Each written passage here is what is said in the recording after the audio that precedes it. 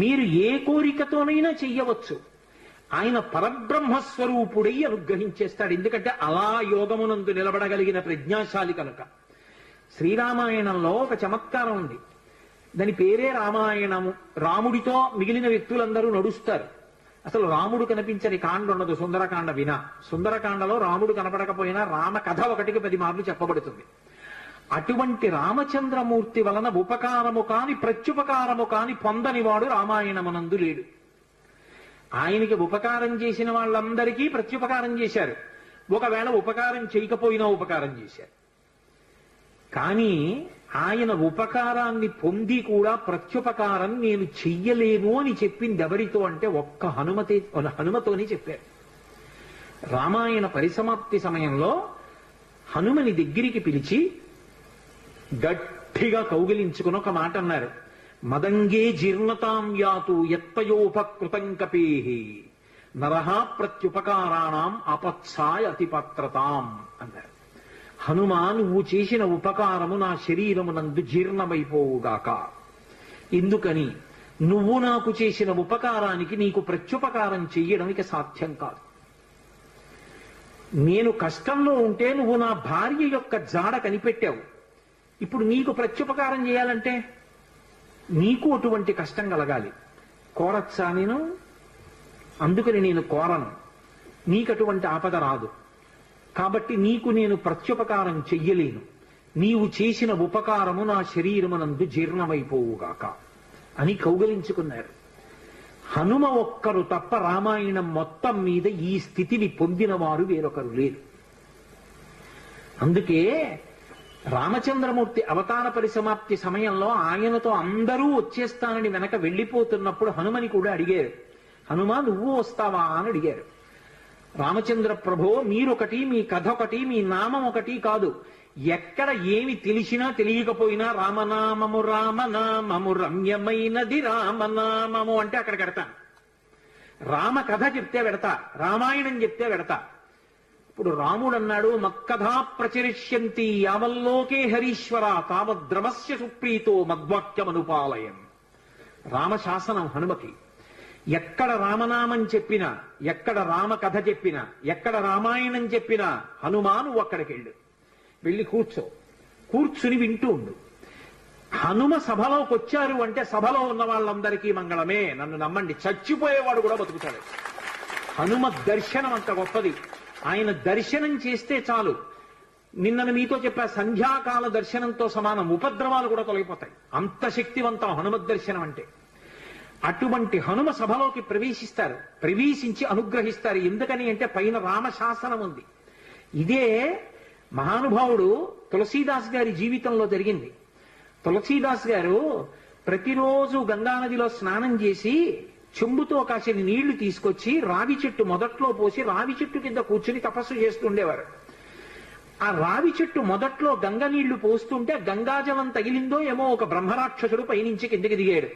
బ్రహ్మరాక్షసుడంటే ఎవరు అనుకుంటారేమో, వేదం చదువుకుని కూడా దొంగతనాలు లాంటివి చేసి బ్రతికిన వాళ్ళు బ్రహ్మరాక్షసులు అవుతారు.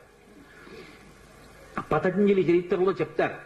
కాబట్టి అటువంటి బ్రహ్మరాక్షసుడు క్రిందకి దిగి అన్నాడు, నువ్వు నాకు మహోపకారం చేశావు. ఎప్పటి నుంచో ఈ చెట్టు మీద పడి ఉన్నాను. నువ్వు గంగాజలాన్ని తెచ్చి ఈ చెట్టు మొదట్లో పోసినప్పుడు గంగాజల స్పర్శ చేత నా పాపం శమించింది. నేను సాధారణ రూపాన్ని పొందాను. నీకు నేను ప్రత్యుపకారం చెయ్యాలనుకుంటున్నాను. నీవు రామదర్శనం కోసం పరితపిస్తున్నావు. నీకు రామదర్శనం కావాలి అంటే చేయించగలిగిన వారు హనుమ ఒక్కరే. హనుమ రోజు వస్తుంటారు. ఎక్కడికొస్తారో తెలుసా? ఎక్కడెక్కడ రామనామం జరుగుతుందో, ఎక్కడెక్కడ రామనామం ప్రస్తావనకు వస్తుందో, ఎక్కడెక్కడ రామ కథ చెప్పబడుతుందో అక్కడ ఉంటారు. కాశీలో హనుమాన్ ఘాట్ లో ఒక వ్యక్తి రోజు రామాయణం చెప్తున్నాడు. అక్కడికి వచ్చి కూర్చుంటారు. ఎలా గుర్తుపడతావో తెలుసా? అందరికన్నా ముందు సభలోకి వస్తారు. అందరికన్నా ఆఖరణ కళ్ళ నీళ్ల పెట్టుకుని ఒక్కడు తలదించుకుని నడిచి వెళ్ళిపోతూ ఉంటాడు. నువ్వు గుర్తుపట్టి వెంట వెళ్ళు అన్నారు.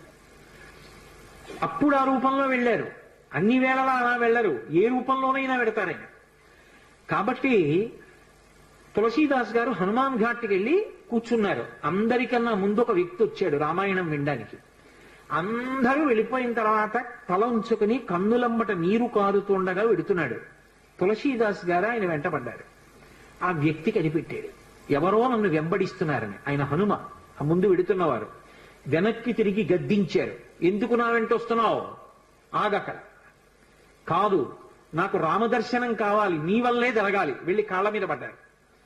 కాళ్ళ మీద పడితే ఆయన ఒక స్థలాన్ని చెప్పారు, అక్కడ కూర్చుని నువ్వు జపం చెయ్యి, తపస్సు చెయ్యి, నీకు రామదర్శనం అవుతుందన్నారు. తులసీదాస్ గారు కూర్చుని తపస్సు చేస్తున్నారు. తపస్సు చేస్తుంటే రామలక్ష్మణులు ఇద్దరూ రాజకుమారుల రూపంలో గుర్రాల మీద వచ్చారు. వచ్చి గుర్రాలు దిగి అరుగు మీద సేద తీరారు. ఎవరో రాజకుమారులని తులసీదాస్ గారు ఊరుకున్నారు. వాళ్ళిద్దరూ గుర్రం ఎక్కి వెళ్ళిపోయారు. హనుమ వచ్చారు, రామలక్ష్మణులు వచ్చారు, గుర్తుపట్టావా అన్నారు. ఎప్పుడు వచ్చారు అన్నారు.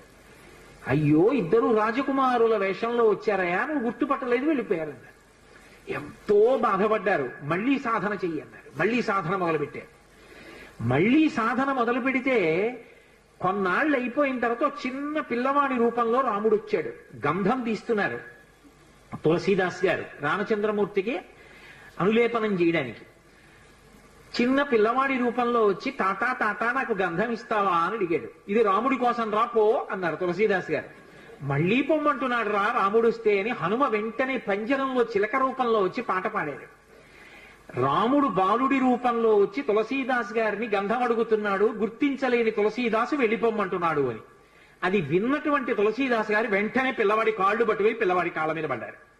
పడగానే రామచంద్రమూర్తిగా దర్శనమిచ్చారు. దర్శనమిచ్చి, తులసీదాస్, నా పేరు మీద నువ్వు రామాయణాన్ని, దక్షిణ దేశంలో వాల్మీకి రామాయణం, దక్షిణ దేశమే ఎక్కడైనా వాల్మీకి రామాయణం, కానీ నువ్వు ఇప్పుడు రామచరితమానస్ అన్న పేరు మీద రామాయణాన్ని రచించు. ఉత్తర భారతదేశంలో రామచరితమానస్కి ఎంత గౌరవం అంటే, మీరు ఆలయాల్లోకి వెళ్ళండి, వ్యాసపీఠాలు పెట్టి దాని మీద రామచరితమానస్ పెడతారు. గుళ్ళోకి వెళ్ళిన వాళ్ళు కనీసం ఒక్క శ్లోకమైన అందులోంచి చదువుకుని చక్కగా ఓ పువ్వు ఏదో పెట్టి నమస్కారం పెట్టొస్తారు. రామచరితమానస్కి అంత గొప్ప. విచిత్రం ఏంటంటే హనుమాన్ చాలీసా, రామచరితమానస్ రెండు తులసీదాస్ గారి శరీరంతో ఉండగానే ప్రఖ్యాతి వహించేసాయి. అటువంటి తులసీదాస్ గారు ఎప్పుడూ రామనామం చెప్తుండేవారు. ఒకప్పుడు తులసీదాస్ గారు గంగ ఒడ్డున నిలబడి ఉన్నారు. ఒక ఆవిడ గబగబా వచ్చి ఆయన కాళ్ళ మీద పడి నమస్కారం చేసింది.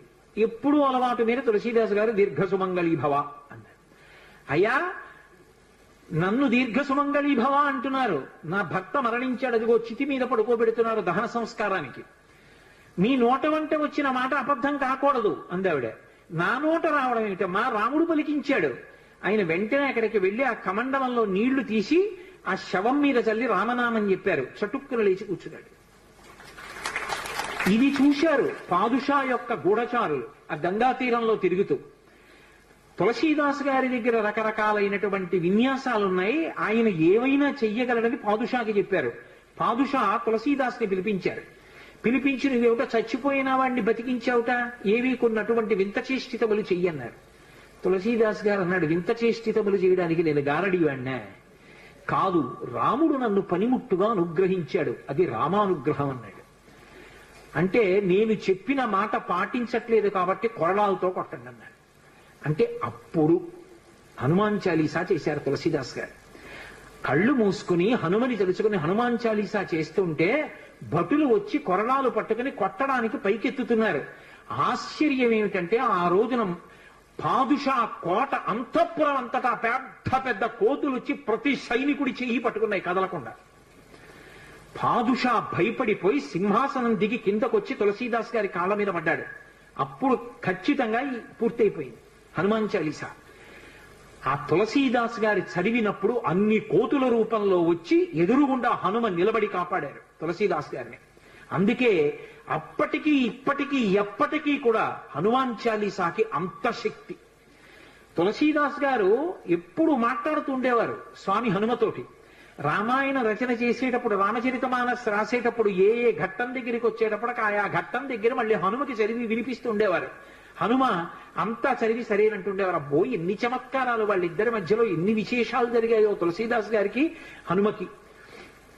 అంతటి గొప్ప అనుబంధం. అందుకే హనుమ గురించి తులసీదాస్ గారు ఏవి చెప్పారో అవన్నీ కూడా అద్భుతమైనటువంటి విషయాలు.